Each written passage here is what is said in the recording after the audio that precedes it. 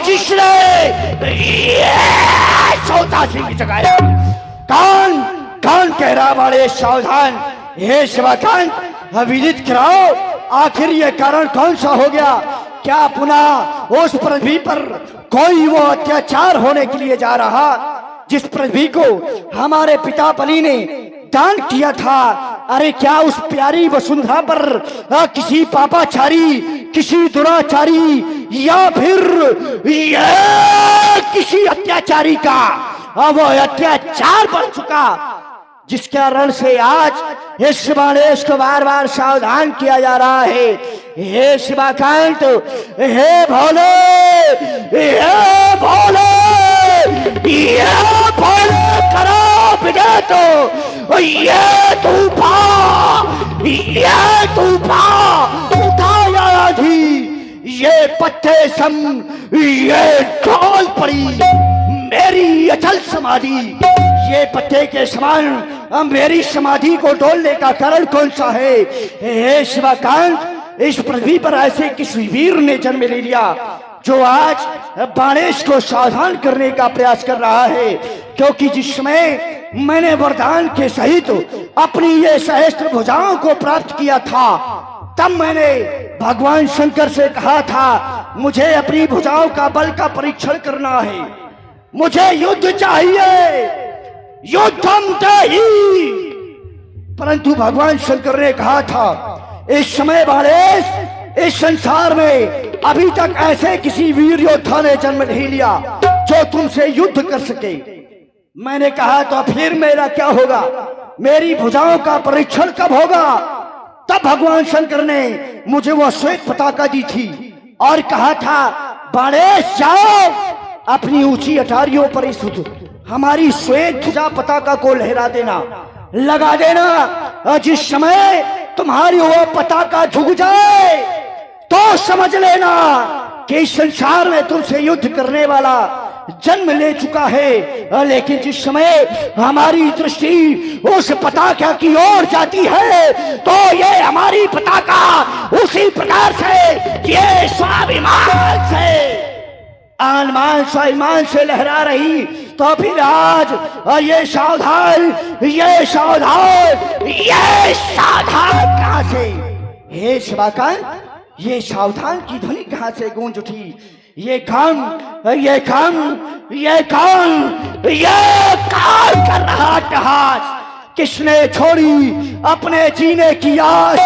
क्या वो आदि शक्ति ने शक्ति छोड़ी या फिर ये अरे वो उनका वाहन, ये उनका वाहन गुर्राया या फिर ओ शिव ने नेत्र तीसरा खोला या प्रभंजन का हुआ और ये मंग प्रकाश? तो फिर ये कौन कर रहा है अट्टहास? ये अट्टहास करने का दुस्साहस करने वाला कौन? हे शिवाकांत विदित कराओ आखिर कारण कौन सा है? हमारी समाधि भंग होने का कारण कौन सा है? विदित कराया जाए। ओम नमः शिवाय, ओम नमः शिवाय, ओम। विदित हो गया। मिथिला में राजा जनक अपनी पुत्री का स्वयंवर करने के लिए जा रहा है। जन्मी जाकर दिव्य धरा पर पावन परम पुनीता और हर्षित होकर नृपति जनक ने रचो स्वयंवर सीता। महाराज जनक ने अपनी पुत्री का स्वयंवर रखा है, अच्छी बात है। राजा जनक हमारे गुरु भाई है और गुरु भाई की पुत्री का स्वयंवर अर्थात हमारी पुत्री का स्वयंवर होने के लिए जा रहा है। लेकिन ये कौन आकाश मार्ग से ये गड़गड़ाहट की ध्वनि करता हुआ चला जा रहा? ये कौन? ये तो पुष्पक विमान तो केवल लंकाधीश रावण के पास में है। तो क्या ये रावण भी लंका जा रहा है? हाँ, मैं खूब जानता हूँ यदि ये रसानल मिथिला की ओर पहुंचेगा तो ये अवश्य ही अपनी मनमानी कर दिखलाएगा। लेकिन हो सावधान दशानन, ऐसे गणेश को होते हुए तो वो कार कभी नहीं कर पाएगा। लेकिन विचार करने लगा ये पुष्पक विमान है, पुष्पक विमान मन की गति के अनुसार तेज चलता है। जितना तेज मन चलता है उतना ही तेज ये पुष्पक विमान चलता है। तो मैं मिथिला रावण के पहले कैसे पहुंचूं? हाँ, याद आया, भगवान शंकर ने मुझे ये 7 गांठ की माला दी थी और कहा था, बाड़े जब भी कभी किसी स्थान पर जाना हो तो इस माला का जाप करना, मेरा ध्यान करना, तुम अवश्य ही उस स्थान पर पहुंचाओगे। हे शिवाकांत, मैं आपकी दी हुई माला का प्रयोग करने के लिए जा रहा हूं। मुझे रावण से पहले मिथिला पहुंचाए। हर हर महादेव। ओम नमः शिवाय, ओम नमः शिवाय,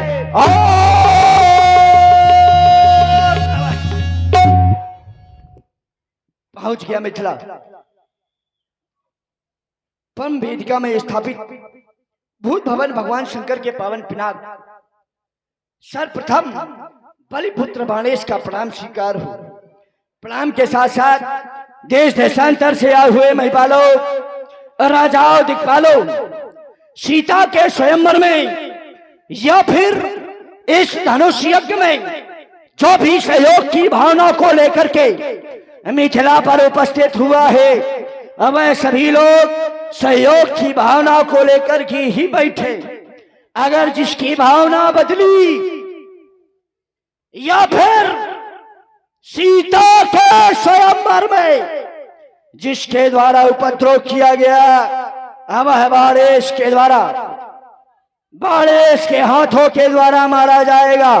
ये हमारी सीधी घोषणा है। इसलिए सभी लोग, जितने राजा यहाँ पर उपस्थित हैं, सभी लोग शांति से बैठे और बैठ करके इस कार में भाग ले और भाग लेने के उपरांत इस कार में अपना सहयोग प्रदान करें। रंगशाला के मत विमल वेदिका पर संस्थापित भगवान आस्तो दिगंबर के पावन पिनाक ये लंकेश रावण आपको प्रणाम कर रहा है। देख रहा हूं मिथिला समाज में बड़े बड़े धर्माचार, बड़े बड़े ज्ञानी उपस्थित हैं, लेकिन किसी धर्माचार के द्वारा, किसी ज्ञानी के द्वारा इस बात पर विचार नहीं किया जा रहा कि जो राजा जनक धनुष तोड़वा करके सीता का विवाह करने जा रहा है, ये धर्म के विपरीत, ये वेद के विपरीत है। कोई इस कार का विरोध नहीं कर रहा। क्या विवाह की यही नियमावली है कि पुरखे जिसको पूजे और तुम उसी का विनाश करा करके कन्या का विवाह करो?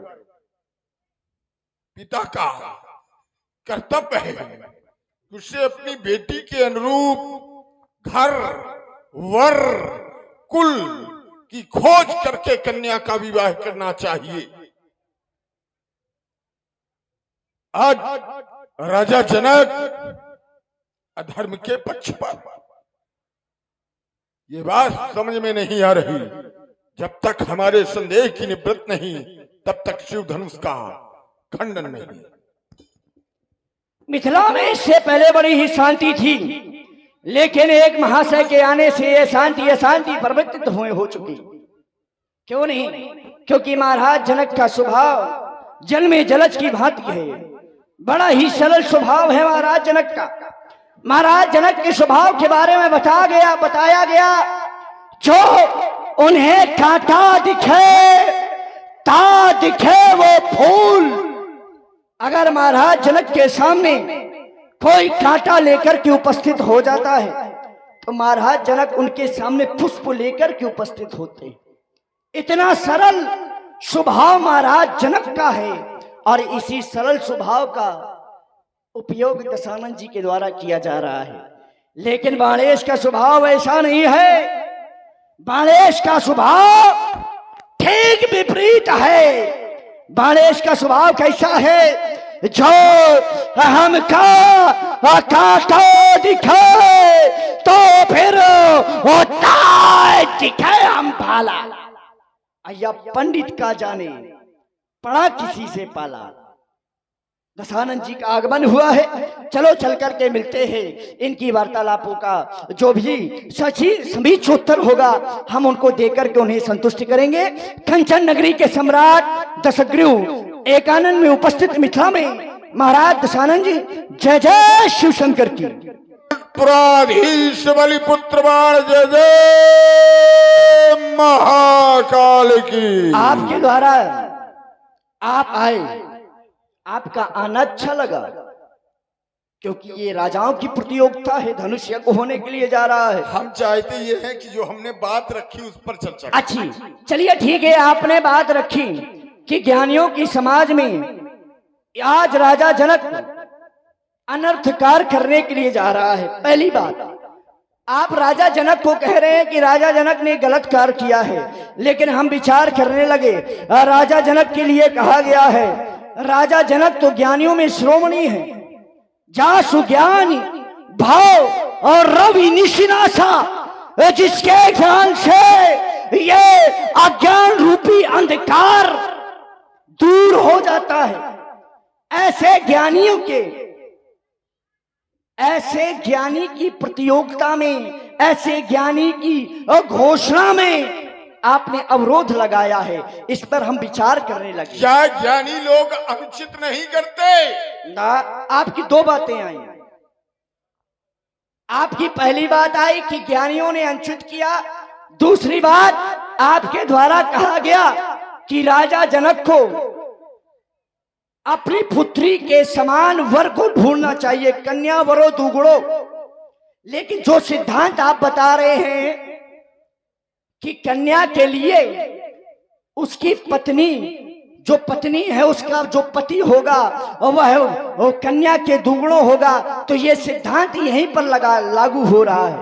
क्योंकि जिस समय महाराज जनक की पुत्री सीता ने अपने बाएं घर से इस गजको को उठाया था, उसी समय श्री राजा जनक जी के द्वारा यह प्रतिज्ञा कर दी गई थी कि जो भी इस धनुष का खंडन करेगा वही सीता का पति होगा। हेलो, देखिए सभी माताओं बहनों से, भाई बंधुओं से यह निवेदन है कि आज की जो लीला है ये सुबह करीब 5 से 6 बजे तक की है, और ये जो लीला होता वचन किरण मुनि कमल विकासा, तो क्या ज्ञानी अनुचित कर सकता है? हाँ, ज्ञानी अनुचित कर सकता है। नारद भी तो ज्ञानी थे। नारद विष्णु भगत पुनि ज्ञानी, और कर क्या रहे? अपने इष्ट देव को श्राप दे रहे, अपने इष्ट देव को दुर्वचन कह के उनका अपमान कर रहे। क्या इष्ट देव का अपमान ये अनुचित नहीं है? अनुचित है। नारद जैसा ज्ञानी जब अनुचित कर सकता है, तो क्या राजा जनक जैसा ज्ञानी अनुचित नहीं कर सकता? ये बात मैं नहीं कह रहा। जिस बेटी का विवाह है वो सीता क्या कह रही है? सचिव सभीत सिख दे न कोई, अब बुद्धि समाज बड़ अनुचित होई। ये बात हमारी नहीं, ये आवाज इसी समाज की है, ये आवाज उस बेटी की है जिसका राजा जनक धनुष तुड़ा करके विवाह करा रहा। ये बात समझाओ राजा जनक को। कह रहे थे कन्या वरो दुगुणो, ये कहाँ का सिद्धांत है? क्या ये किसी शास्त्र का सिद्धांत है क्या? ये किसी व्यक्ति विशेष का मत हो सकता है, ये वैदिक विधान नहीं है। वैदिक नियम क्या है? जो घर वर कुल हो ही अनुपा, तो कर ये विवाह स्वतः ही अनुरूपा। घर वर कुल ये कन्या के अनुरूप होना चाहिए, दोगुने की बात नहीं है। कन्या के अनुरूप होना चाहिए, और अगर ये कन्या के अनुरूप है तो कन्या का विवाह कर देना चाहिए। बड़ी अच्छी बात आई। क्या रुक जाओ, क्या राजा जनक ने इस नियम का पालन किया? घर देखा, वर देखा, कुल देखा नहीं, प्रण कर दिया। सोई पुरारी को दंड कठोरा, राज समाज आज जय तोरा। जो तोड़ेगा, जो भी तोड़ेगा, ये तो अनुचित है। कन्या के अनुरूप ही वर चाहिए ना, इसीलिए हमने विरोध किया। आइए चलिए, आपके द्वारा कहा गया जो घर वर खुल होई अनुपा, करिए विवाह और सुतही अनुरूपा। घर वर खुल कन्या के अनुरूप देखना चाहिए। महाराज ये सिद्धांत कहाँ का है? जो आप सिद्धांत यहां पर लगा रहे हैं और वो सिद्धांत कहाँ का है? ये सिद्धांत राजा हिमालय के यहाँ का है। क्या राज जिस समय नारद जी माता राजा हिमालय के पास में पहुंचे थे, उनके द्वारा बताया गया था, तो उनके द्वारा क्या इस सिद्धांत को लागू किया गया? जिस समय मैया गौरी के लिए, पार्वती जी के लिए बताया गया था, तब उनके द्वारा कहा गया था, जो घर बर कुल होई अनुपा, करिए विवाह और सुतई अनुरूपा। आपके इष्ट देव हैं, आपके गुरुदेव भगवान है। जब माता पार्वती में ये सिद्धांत का लागू नहीं हुआ, तो फिर आज यहाँ पर मिथिला पर और राजा जनक पर क्यों लागू होगा भाई? अगर यह सिद्धांत पहले लागू हो गया होता, क्या राजा हिमालय की पुत्री माता आदि शक्ति पराशक्ति, क्या भगवान शंकर उनके अनुरूप थे? वो एक राजकुमारी, भगवान शंकर कैलाश पर्वत में रहने वाले, क्या वर के अनुरूप थे? नहीं थे। जब वहां पर सिद्धांत लागू नहीं हुआ, तो राजा जनक के इस स्वयंवर में यह सिद्धांत कहां से लागू हो सकता है? क्योंकि राजा जनक महाराज भगवान शंकर के हैं गुरु। अच्छा, जैसे गुरु जी करेंगे वैसे चेला करेंगे, इसमें सिद्धांत में वाली बात कौन सी है? ठीक। जब वहां पर सिद्धांत लागू नहीं हुआ, तो यहां पर सिद्धांत भी लागू नहीं होगा महाराज। इसलिए आप व्यर्थ की बात ना करें। जो ये आयुध होए, जो सीता का स्वयंवर है, जो सीता का स्वयंवर हो रहा है, एक पुत्री का स्वयंवर हो रहा है, उसमें सबकी सहयोग की भावना होनी चाहिए, दुर्भावना नहीं होनी चाहिए। भगवान शंकर का आयुध तो टूटेगा, इसमें जब ये टूटेगा, दो लोग मिलेंगे, जब दो लोग मिलेंगे तो संसार का कल्याण होगा, आपका भी होगा, हमारा भी होगा। काहे परेशान हो? अरे कहे कल्याण के चक्कर में घूम रहे हो? इतनी लंबी वार्ता कहे करते हो? जो रखे उसको उत्तर करो, छोड़ो। कल्याण होगा, ये टूटेगा, कैसे टूटेगा? जब हम अवरोध के रूप में खड़े हैं तो टूटेगा कैसे? कह रहे हो कि ये सिद्धांत कहां का है? ये सिद्धांत अगर नहीं है तो इसमें फिर नहीं होना चाहिए। किसी कारणवश किसी बात को माना जाए या न माना जाए, लेकिन नियम नहीं बदले जाते। तुम लोग जब बेटी का विवाह करते हो तो घर भर कुल देखते हो कि नहीं देखते? जो देखते हो वो अपने हाथ उठाएं। ऐसा फेंक आते हो क्या? घर नहीं देखते, बर नहीं देखते, कुल नहीं देखते? इधर देखो, ये साधारण लोगों के लिए है। हाँ, और राजा जनक क्या साधारण नहीं है। देखो, नियम सबके लिए एक होता है। रुक जाओ, क्या राजा के लिए नियम अलग होगा और आम समाज के लिए नियम अलग होगा? राजा जनक भी मानव है और ये भी सब मानव। मनुष्य के लिए नियम एक ही है। मनुष्य के लिए नियम एक ही, धर्म एक ही, व्रत नियम धर्म एक ही है। ऐसा नहीं है कि राजा की बेटी का विवाह दूसरी विधि से होगा और प्रजा की बेटी का विवाह दूसरे नियम से होगा। वैदिक विधान एक है और वो राजा को भी मानना पड़ता है और आम प्रवासियों को भी मानना पड़ता है। ये ना कहो कि वो देखिए वहां पर जो ये नियम नहीं माना गया, क्यों नहीं माना गया? क्योंकि माता ने भगवान विष्णु से ये वर मांगा था, सती मरण मरत हरिशन वर मांगा। वर में क्या मांगा था? वर में क्या मांगा था? जो वर में मांगा था वो प्राप्त हुआ। क्योंकि वरदान और श्राप ये मिथ्या नहीं होते। और यही बात नारद ने भी हिमालय को बतलाई थी कि जो मैंने ये अवगुण आपसे बतलाए हैं, कन्या के दो चार अवगुण बताए, ये सब भगवान शंकर के पास हैं। और अगर भगवान शंकर से इस बेटी का विवाह हो जाए तो वो अवगुण गुणों में परिवर्तित हो जाएंगे। और वैसे भी तुम्हारी ये बेटी जन्म जन्मांतर से भगवान शंकर की ही अर्धांगिनी रही। इस आधार पर माता का विवाह भगवान शंकर से करवाया गया था। नारद ने यहां भी बताया राजा जनक से, क्या? वहां नारद की बात मानी जा रही है। हाँ बिल्कुल। और यहाँ नहीं मानी जा रही। क्यों नहीं मानी जा रही है? नहीं मानी जा रही। कैसे? क्योंकि राजा जनक से नारद ने पहले ही बर बता दिया था। क्या जब सीता का जन्म हुआ, नारद का आगमन हुआ, तो नारद ने राजा जनक से कहा था, योग माया सीते जाता वही तव वैश्वमनि अत सत्वम राघवई देहि सीताम प्रतनता।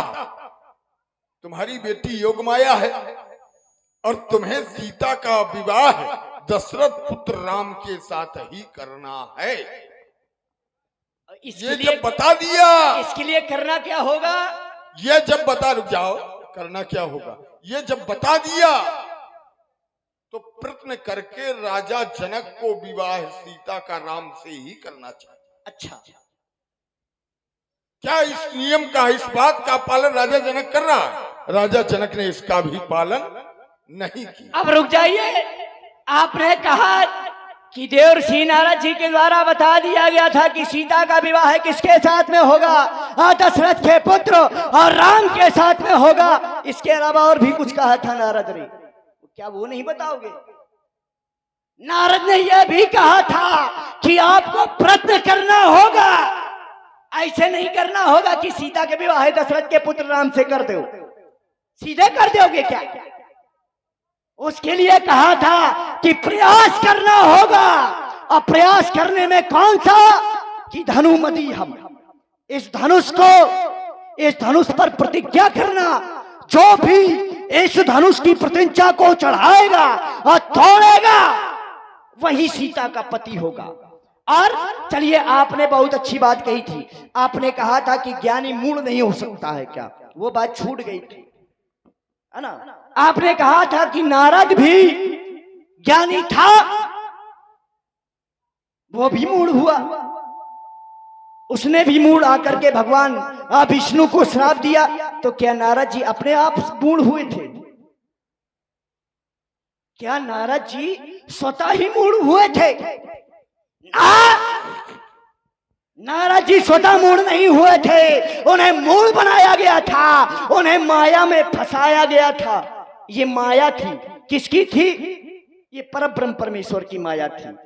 उनकी माया के चक्कर में आकर के देव ऋषि नारद जी मूढ़ हुए। और जब भगवान नारायण ने उस माया का निवारण किया, जब निवारण किया, तब वहां पर ना राजकुमारी रह गई ना माता लक्ष्मी रह गई। इसलिए वह, अच्छा, माया के कारण नारद ने अनुचित किया। बिल्कुल। माया से कोई बचा है क्या? राजा जनक नहीं है क्या माया के बंधन? कैसे? भूमि परत भाढ़ा बर पानी और जिम जीव ही माया लिपटानी। माया से ये संसार लिप्त है, माया से कोई नहीं बचा।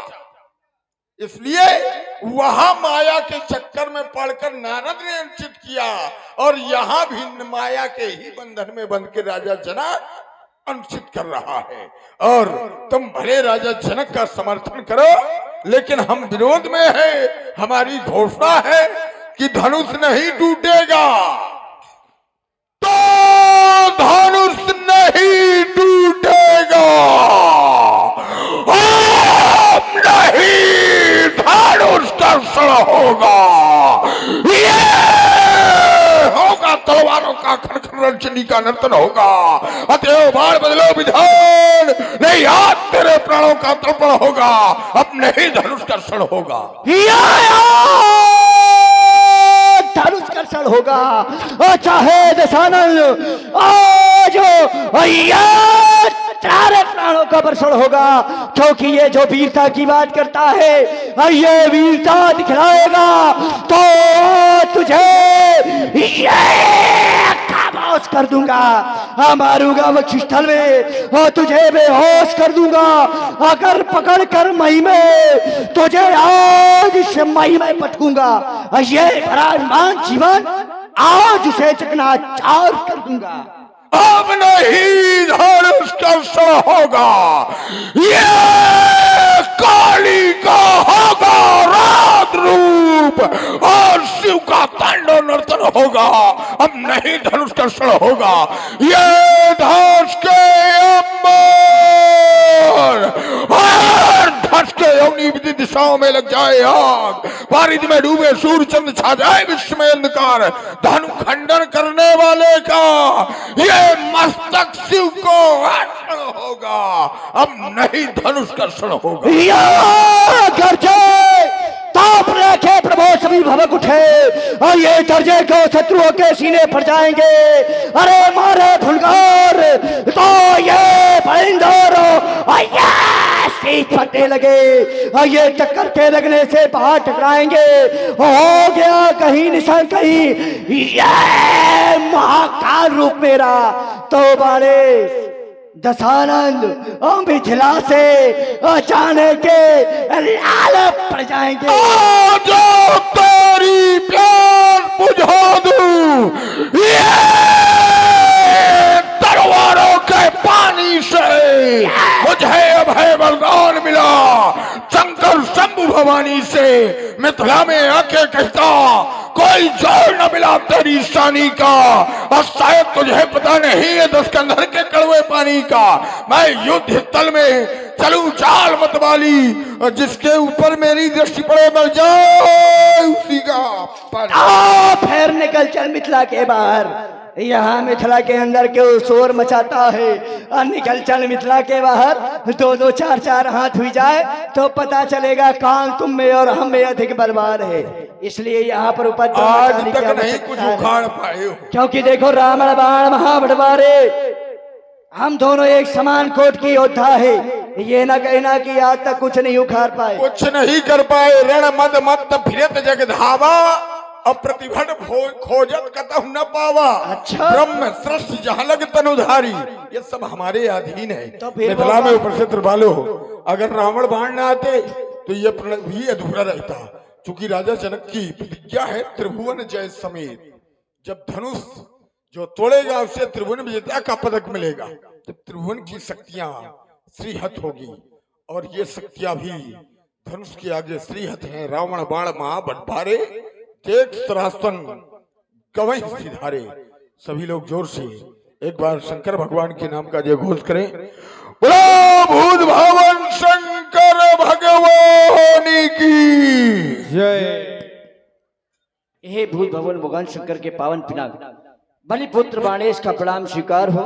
प्रणाम करने के साथ साथ सभी मिथिला के जितने भी ज्ञानी लोग हैं, पूर्ण नार सुभग सुसंता धर्मशील ज्ञानी गुणवंता ऐसी धर्मात्मा ज्ञानियों की समाज यहाँ पर उपस्थित है। तो एक बार सभी लोग बड़े प्रेम के साथ में भगवान शंकर के नाम का जयकारा घोष करेंगे। चाहे भाई बंधु हो, चाहे माताएं बहनें हो, सभी लोग हाथ उठाए, सभी लोग हाथ उठाए, कोई ना रह जाए। बोल भगवान शंकर की जय हो। आइए